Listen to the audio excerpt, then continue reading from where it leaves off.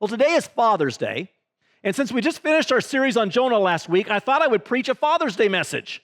I don't always do Father's Day messages. I don't always do all the holidays. I mean, major holidays like Christmas, we usually do a Christmas message. Easter, we do an Easter message. Some of the other holidays, depending on where we're at in a series or whether or not I can fit a message into this series or something. So I went back to try to see what have I done for Father's Day in the past 6 years since I've been here. And I realized I really haven't done that many Father's Day messages. I've done more Mother's Day messages than I have Father's Day. And sometimes because I was able to fit the Mother's Day message into the current series I was on, or other times because it broke at the right time, I guess I just haven't had that many opportunities to break for Father's Day. But I want to do a Father's Day message today. And saying that I've done more for mothers than fathers is not any way to say that mothers are more important than fathers. In fact, you can't have a father without a mother, and you can't have a mother without a father. They're kind of equally important. But let's face it, when it comes to men and women and what they expect or want for their special day, there are some differences. Now, I know there are exceptions to some of these things, but let me just give you a few things that I have found in my research that are different between Mother's Day and Father's Day, not just in our church, but nationwide. Firstly, Mother's Day is typically one of the highest attended Sundays of the year, next to Christmas and Easter. I think the reason for that is if you ask a Christian mom what she wants for Mother's Day, she's likely to say, I want my whole family to attend church with me. Whereas if you ask a father what he wants for Father's Day, he's likely to say something like, let's go hunting together. Let's go fishing. Let's go see a ball game together. Statistics say that restaurants see a 47% increase in business on Mother's Day. But they only see a 22% increase on Father's Day. Still an increase, but there's a big difference there. In a recent survey, 56% of the men said they'd rather stay home and cook something on the grill than have their family take them out to a restaurant. And just a side note on that, when they were asked further why that is, many of the men said the reason they don't want to be taken out is because they know that if they're taken out, they're going to end up footing the bill for their own meal. So if you are taking your husband or father out for Father's Day, be sure you find some way of paying for the meal for him and everyone else. Don't expect him to pay for his own special meal. Moms don't want to cook on their special day. They cook all the time. So they want a break. They want something different. Now, I know there are some dads that do the majority of the cooking, but still, even for them, dads just love to be out there. Something about that grill.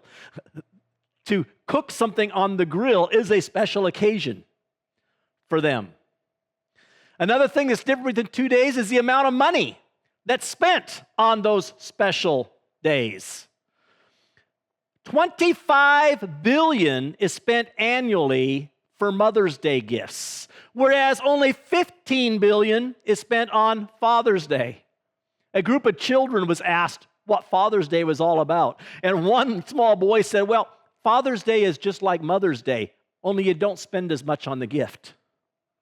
Let's face it, most fathers would be happy with simply a new set of utensils for the barbecue. You seeing the theme here? Men kind of have a one-track mind. As I said earlier, you can't have fathers without mothers, and you can't have mothers and fathers without children. To have a happy home, it takes all three of those unique people working together in harmony. But sometimes that's easier said than done.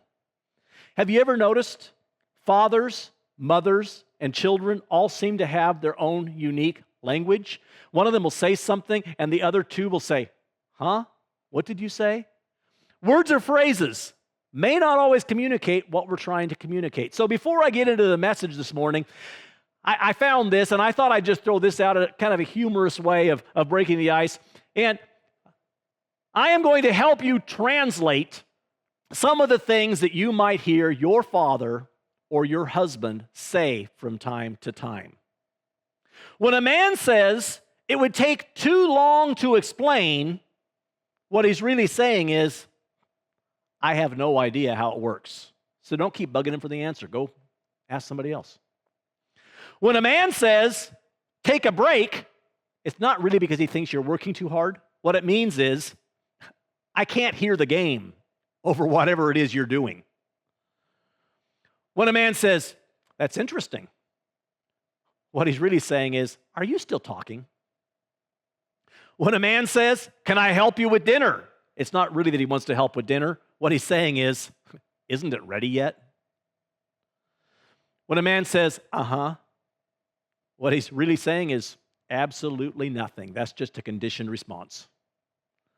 When a man says, you know how bad my memory is, what he's really saying is, I can remember the name of every Marvel comic superhero, the quarterback on every NFL team, and the vehicle identification number for every car I owned.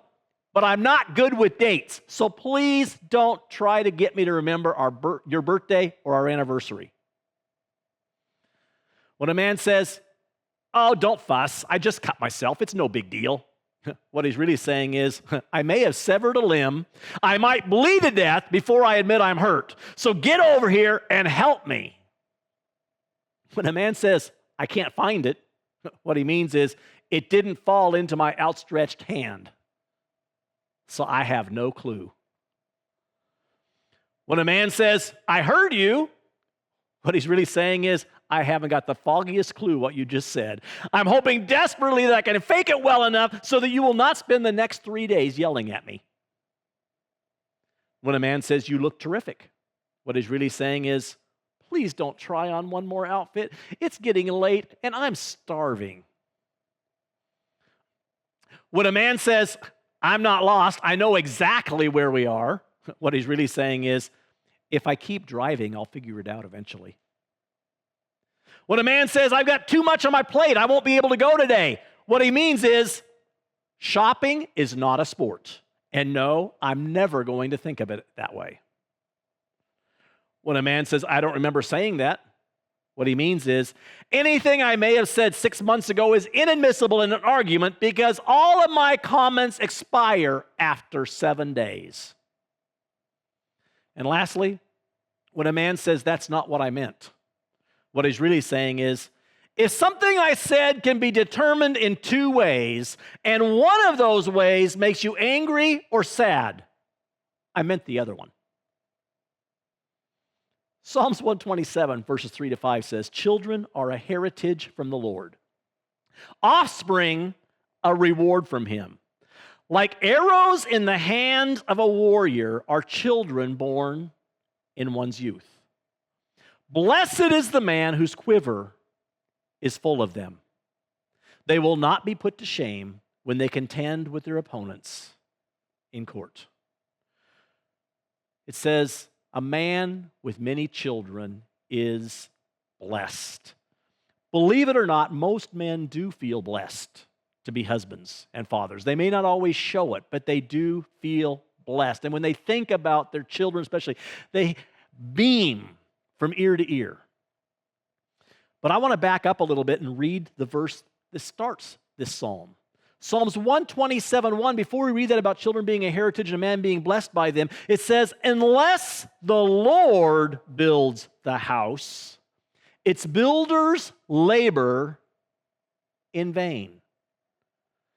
The real blessing in fatherhood isn't just from having children. That is a blessing. But the real blessing is when all of the children are serving God.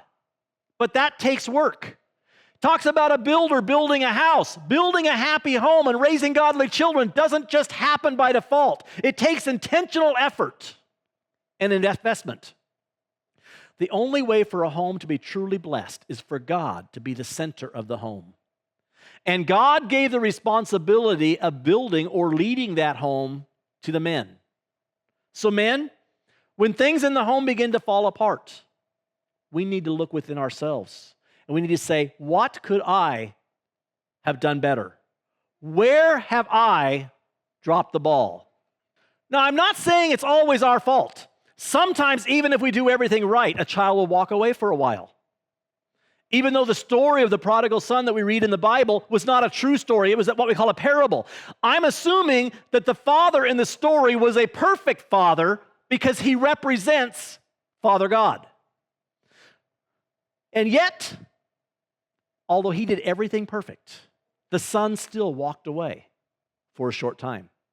There comes a time when each person needs to choose for themselves what they're going to do.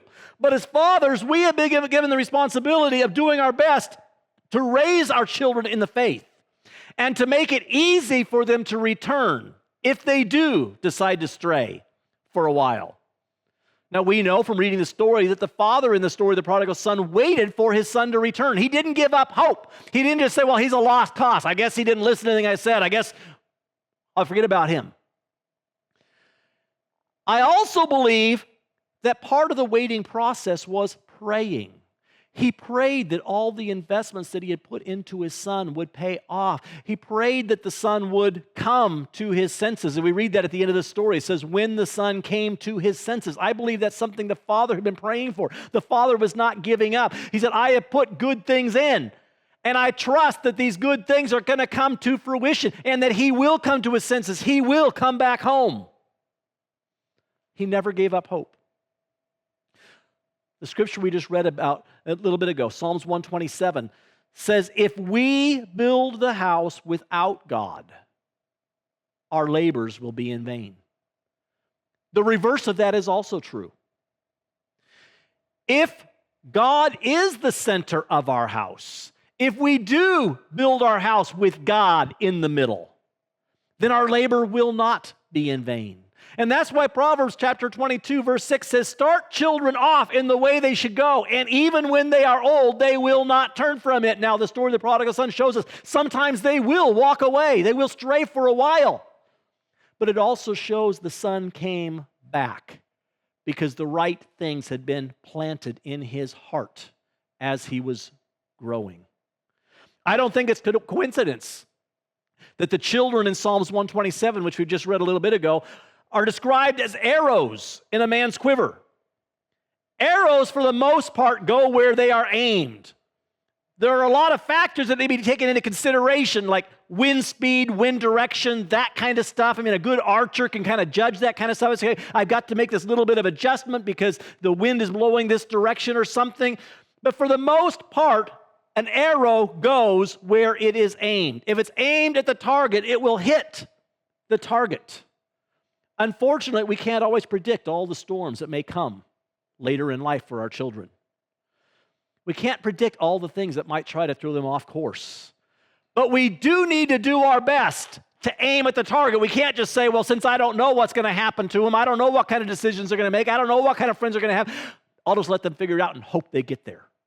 We need to do our best to aim our children at the target that we want them to hit, so that they will stay on course and hit that target. I wanted to try to find a biblical example that I could use today of a perfect child so that we could see what his father did to make him turn into that perfect child. Or I wanted to find an example of a perfect father in the Bible so that we could find out what that father did to make his son a perfect son. But I couldn't find any examples at all. Other than Father God and his son Jesus, I couldn't find any perfect fathers or any perfect children. There were some that turned out good, but every person in the Bible made mistakes. We all make mistakes. There wasn't one perfect father there. Even David, who was called a man after God's heart, made some serious mistakes when it came to raising his own children. And those things came back to haunt him. They caused problems for years down the road. But fathers, whether we like it or not, our children are watching us. And that's part of the reason David's children made mistakes, because they watched his mistakes. Whether we like it or not, our children are watching everything we do, and they're learning from us. And even after they're grown and away from the house, they're still looking at us to see how we handle things. And even if they realize we did something wrong, they're looking at us to see if we've corrected it, see if we figured out how to do something differently. Sometimes they're thinking, what would Dad do in this situation? None of us are perfect. But are we doing our best to aim our children in the right direction? Or are we just hoping they'll find the target on their own? So since I couldn't find any perfect fathers to use as an example, I thought I'd look for someone who did more things right than wrong. And I'd look for somebody who turned out pretty good. I wanted to look at the way their children and grandchildren and future generations turned out. And though I couldn't find anybody that had a history for all generations, there was a man I found that at least his son, his grandchildren, for several generations later, they were all serving God. I think this man could be given the title Father of all time. In fact, this father, if you haven't figured it out already, is the father of many. We call him Father Abraham, and he had many sons and many daughters. I am one of them, and so are you. Father Abraham can still teach us a lot about fatherhood 4,000 years after his death. Other than the references to Moses, there is no other Old Testament character that is mentioned as many times in the New Testament than Abraham. I think it's safe to say that Abraham is very important, at least to our spiritual formation, because he's mentioned so many times, and also he is very important to history. James referred to Abraham as God's friend in James 2:23. There are a lot of things that our children could call us or say about us when they grow up, but I can't think of any better compliment than for my children to tell their friends, my dad was a friend of God. There's no question that many life lessons can be derived from Abraham. Abraham shows all of us how we can live a more godly life. He is a testimony to God's grace, and that when we do fail, God will give us mercy. He reinforces the faith that God will give us or forgive us for our mistakes and gently guide us back on course when we stray a little bit. But I'd like to quickly point out a couple of qualities in Abraham that were easily seen by his children. Because if our children don't see it, see, we can have all these good things, we can have all these beliefs, but if we don't walk out those beliefs, if our faith doesn't turn into actions that our children can see, how are they going to learn from all those things, even though we say we have them in our hearts? So let's look at a couple of things that Isaac learned from his father, Abraham. The first is unquestionable obedience to God.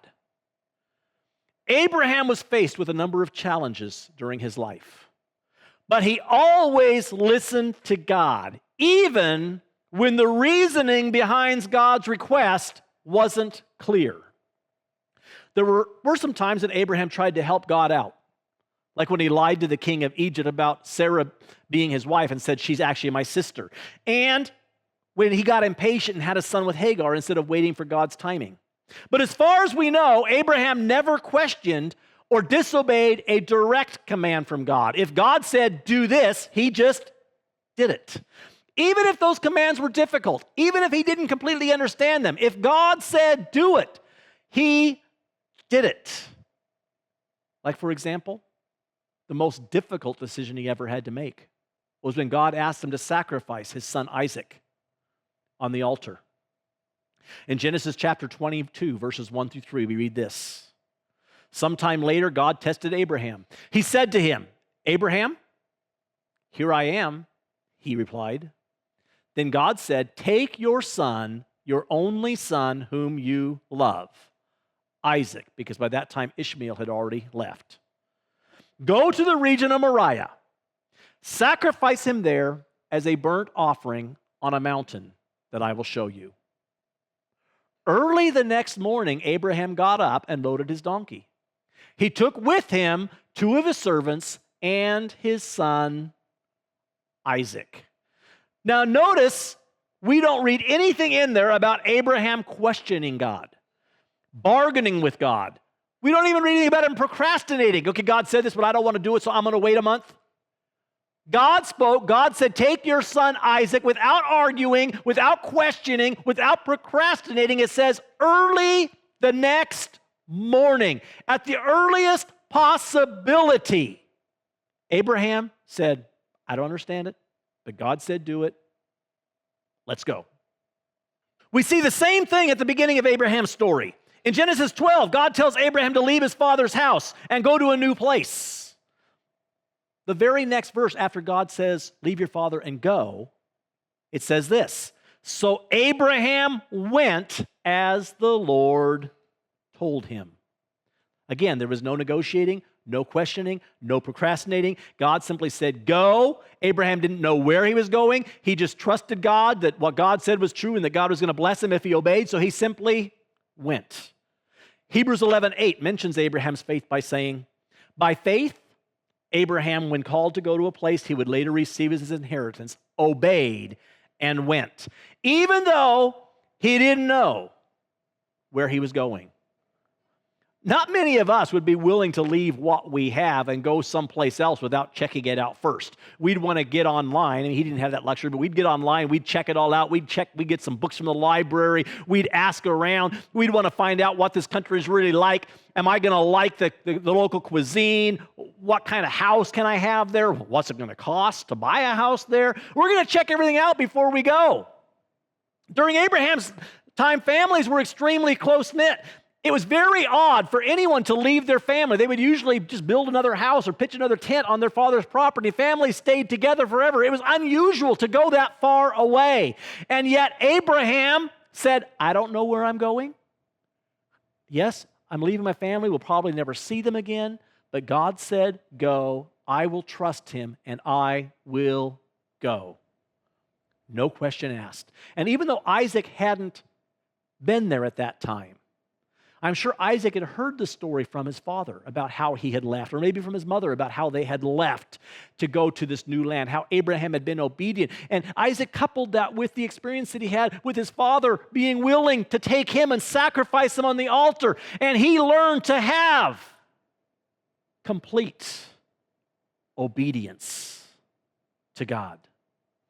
The second thing that I believe Isaac learned from his father, because his father demonstrated it, was unwavering trust that God will provide. Again, we can go back to Abraham leaving to go to the new land of Canaan. He didn't know what he was going to have when he was there, but God said, if you do this, I will bless you. So Abraham didn't worry about what he's going to eat when he gets there or what kind of job he's going to have when he gets there. He simply went because God said, I will take care of you. And he trusted God to take care of him. Again, when we get to the story of Abraham sacrificing Isaac, we read about them going up the mountain. And Isaac at this time is old enough and smart enough to kind of figure things out on his own. And he'd ask his father, he says, Father, we've got the wood for the sacrifice, we've got the fire for the sacrifice, but we don't have a lamb. Aren't we supposed to have a lamb or a goat or something? What are we going to sacrifice? And I love Abraham's answer. In verse 8 of chapter 22, Abraham says, God himself will provide the lamb for the burnt offering, my son. Abraham was so convinced of God's provision. He remembered God's promises that God was going to bless him, that God was going to make him the father of many nations, that his offspring would be numerous, and he knew that Isaac was the child that God had given him. So deep down he knew God is not going to take this child from me, but still God has asked me to sacrifice him, so I will obey until God changes his instructions. I wonder if I could have made it as far as Abraham. I probably would have only made it to the top of the mountain. And when I got there, believing that God's going to provide something when I get there, when I didn't find something, I'm afraid I might have turned around and headed back down the mountain. But Abraham continued to obey the instructions until they were changed. Starting at verse 9, we read this. When they reached the place that God had told him about, Abraham built an altar there and arranged the wood on it. He bound his son Isaac and laid him on the altar on top of the wood. Then he reached out his hand and took the knife to slay his son. But the angel of the Lord called out to him from heaven, Abraham, Abraham. Here I am, he replied. Do not lay a hand on the boy, he said. Do not do anything to him, because now I know that you fear God, because you have not withheld from me your son. Abraham looked up, and there in a thicket he saw a ram caught by its horns. He went over, took the ram, and sacrificed it as a burnt offering instead of his son.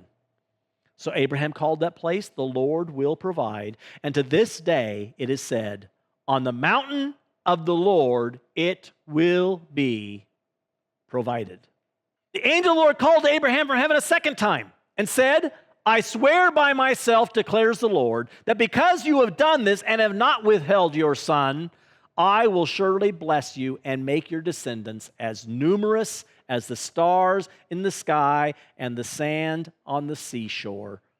Your descendants will take possession of the cities of their enemies, and through your offspring, all nations on earth will be blessed because you have obeyed me. That's actually God repeating the promise that he'd already made a couple times to Abraham prior to that.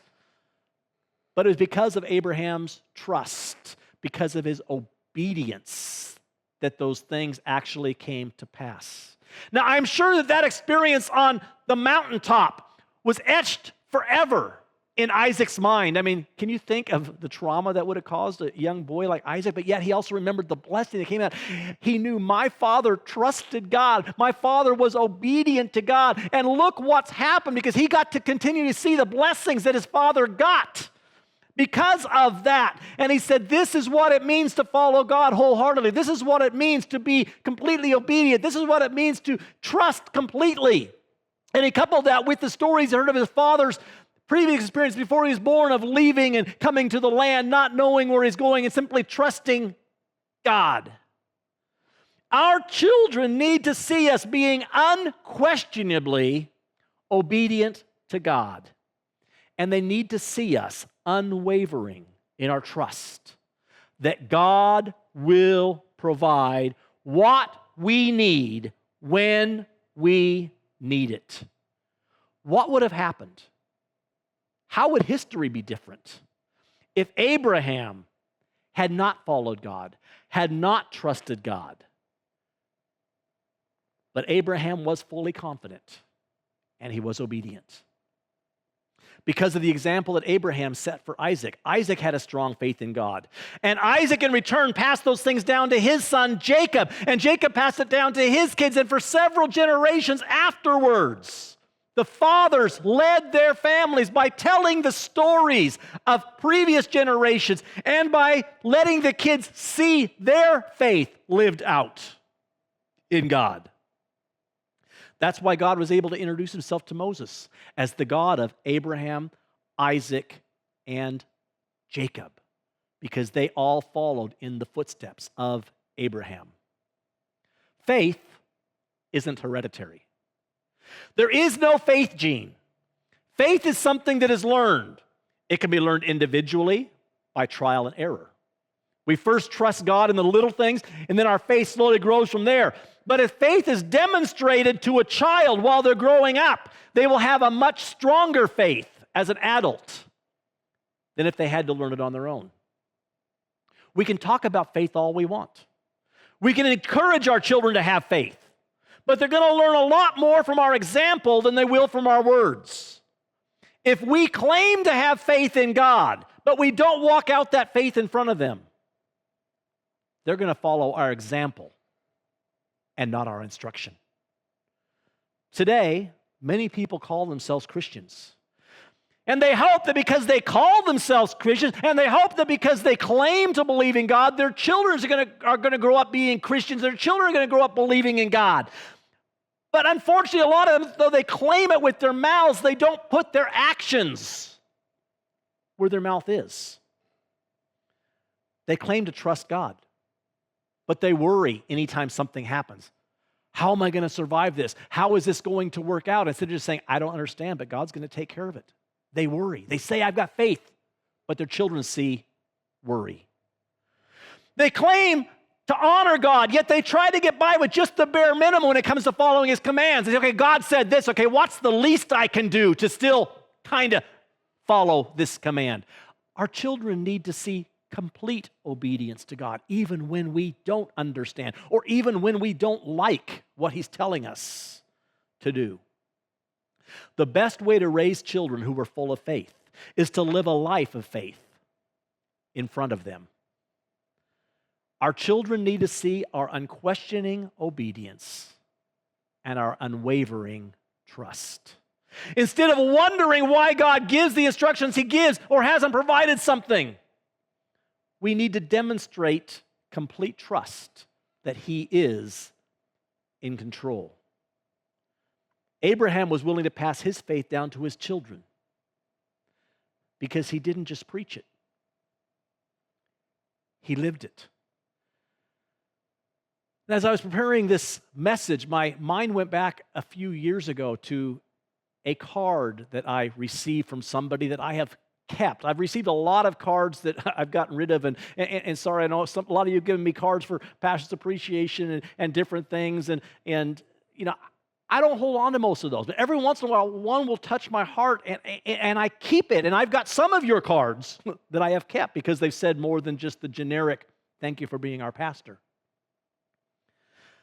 I know I wasn't a perfect father. I know I didn't do everything right, but I have 3 children that are serving God today.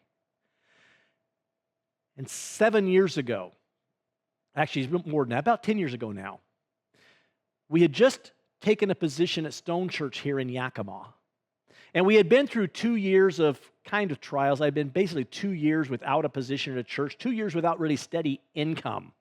And yet we were following God, trying to do what he told us to do. He had told us to resign. We were very sure we had heard that. And so we resigned not knowing where we were going.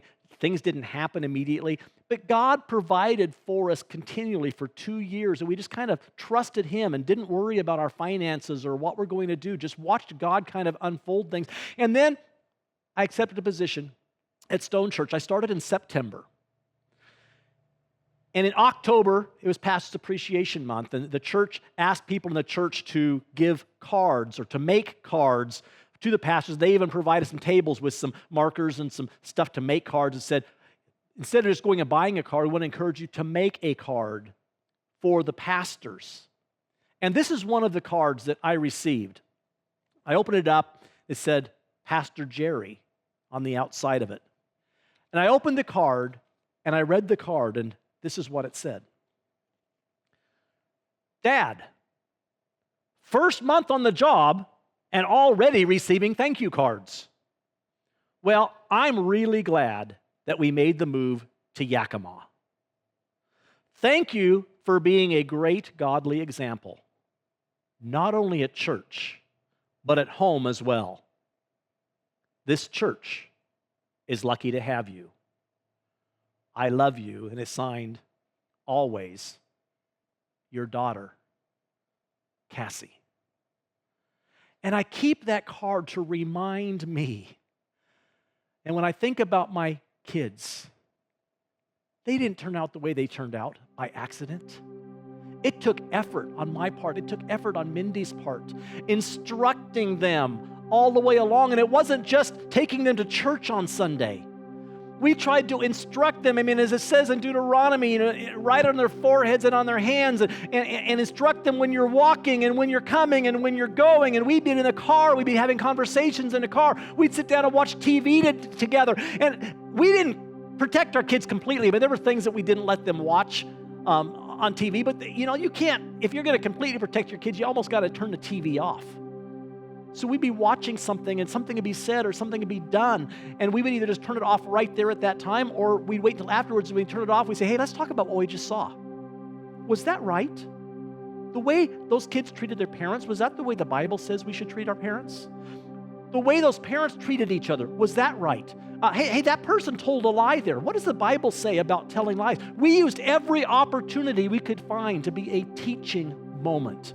And then we didn't just say, this is the way it should be. We did our best. I know we made mistakes, but we did our best to actually live out the faith that we professed, what we said we believe. We did our best to try to live that out, and I think that's reflected in this card. Thank you for being a great godly example, not only at church. Pastors are supposed to be a good example at church, but at home as well. I've been lucky. There's no guarantee that our children won't be like the prodigal son, even though the prodigal son had that perfect father that we talked about earlier. There's no guarantee they won't wander away for a while.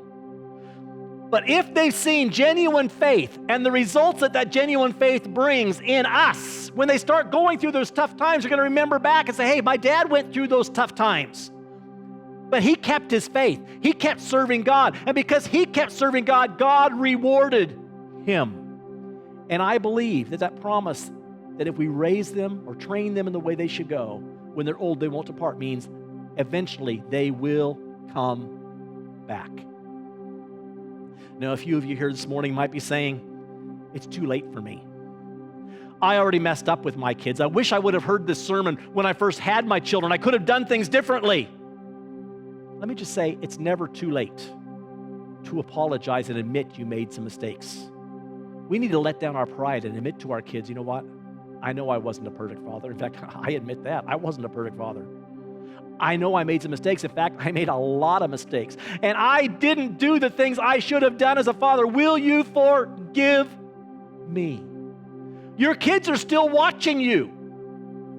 Even though they're not living in your house, your kids are still watching you to see what you do. If they can see genuine life change in you and see the difference that surrender in your life makes, that too could be a great teaching tool. It may have been easier if you had started when they were younger, but it's never too late to re-aim your children. Get control of that arrow again and re-aim it towards the target. Your life change can be an object lesson of the contrast between a life of full surrender and a life of faith by words only.